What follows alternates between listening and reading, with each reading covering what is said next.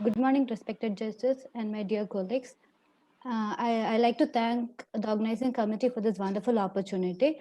I'll be presenting a description of OCT parameters in children with high cup-to-disc ratio, which is a prospective observational study.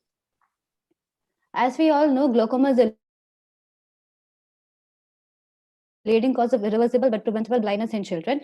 There are multiple imaging technologies such as OCT, which plays an increasing role in glaucoma diagnosis, monitoring of disease progress, and quantification of structural damage. Having said that, all OCT devices have an integrated normative database only for adults more than 18 years of age. So, without an available normative database, interpreting an OCT in children has become cumbersome. So the main aim of my study was to interpret OCT parameters in children with optic disc changes for whom the normative database is not incorporated in the OCT mission. So this was a prospective observational study conducted from September 2019 to March 2020 and was conducted in children aged 6 to 17 years 17 years showing either vertical or horizontal cup to disc ratio of more than 0.4 or disc asymmetry. And it was conducted in a glaucoma clinic, Minto Ophthalmic Hospital, RIO, Bangalore. And we have included 78 eyes of 39 children of mean age 13.4 years. And there were 28 males and 11 females. Mean RNFL thickness of right eye of males was 20.79 and females was 91.45. And of left eye of males was 91 and females was 87. And as shown in the table, there was no statistical significance in the mean RNFL thickness of males and females. And we divided the patients into 4 subgroups based on age, like less than 10 years, 10 to 12 years, 13 to 15 years, and 16 to 18 years. And as shown in the graph and the table, the mean RNFL thickness of both eyes in different age groups did not show any statistical significance. And the coordinate wise RNFL thickness followed a pattern in children, with inferior quadrant being the thickest, followed by superior, nasal, and temporal. And depending on this ISNT rule, we divided the children into 2 groups. Like ISNT rule followed group, among them there were 21 children, and ISNT rule altered group, which included 18 children, and different optic parameters like cup volume, rim area, disc area, vertical CD ratio, and average CD ratio were analyzed among these 2 groups. And as shown in the table, none of the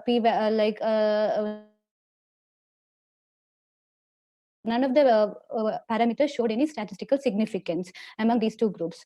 So coming to the discussion, all this available literature shows a mean RNFL thickness of normal children as 98, 95.6 and all. In our study, which was conducted on children with abnormal cupping, mean RNFL thickness was 91.12 in right eye, and left eye it was 89, which shows a significant decrease in the mean RNFL in our children.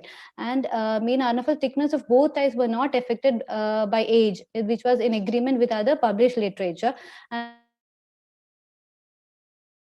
And one of the reasons has been hypothesized that nerve fiber losses happens later in life, and this average RNFL thickness, which decreases by 2 microns for every decade, starts after the age of 50 years. So, and the quadratic thickness of RNFL distribution showed the double hub pattern as seen in adults, and it was consistent with ISNT rule. Major strength was a large age range and a comprehensive eye examination, which helped to make a protocol on following these children. Limitation was we didn't include axial length, refractive status, or central corneal thickness, and this was a hospital-based study. So, concluding, the study established variation in mean RNFL thickness depending on age and gender in children with abnormal cupping, and helped in analyzing the different optic disc parameters and deciding on follow-up of these children with high cup to disc ratio. Thank you.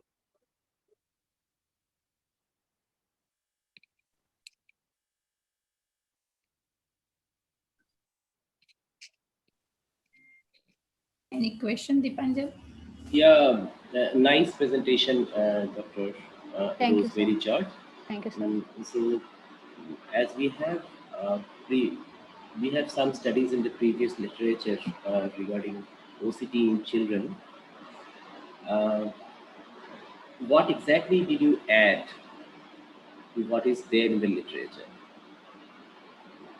The normative database, since it is not incorporated in the OCT mission, so whenever a child comes with a high CDR ratio, we were really confused whether when to follow up this child. Is it pathological or is it physiological? So we just analyzed all these children, and we thought like if the mean RNFL thickness, if it is less than 90, we thought we'll frequently follow up them. And also, if this ISNT rule is not followed in these children, it's better to follow them frequently rather than labeling as physiological cupping. So you suggest that if the ISNT rule is not followed in these children, they are more likely to develop glaucoma in later part of their life? Like we may have to follow them Usefulness of this data. How can because none of the objective parameters like cup volume, disc volume, nothing was significant, was error- coming as statistically significant. refractive error is Sorry, not ma'am. taken into the account, no? Yeah, refractive error, that was one of the limitation, ma'am. It's a Big big limitation. It's a big limitation. If you in children while measuring OCT, if you have not included refractive error, it's a big limitation.